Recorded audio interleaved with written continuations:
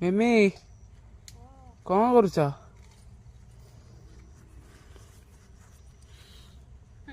ଆମ୍ବ ଡାଳ ଘରକୁ ନେବି।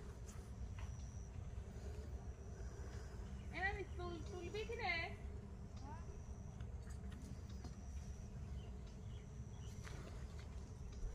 ସାଙ୍ଗମାନେ ଆଜି ପଳେଇବି ଏଇନେ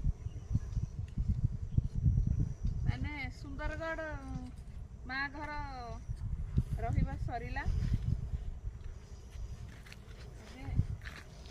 କାଲିଠୁ ଶ୍ୱଶୁର ଘରେ କାମ ପୁରା କାମ ପୁରା। ପରଦିନ ସମ୍ବର ଦଶମୀ ଅଛି, ସେଇଥିପାଇଁ ମୁଁ ଆମ୍ବ ଡାଳ ବି ନେଇଯାଉଛି।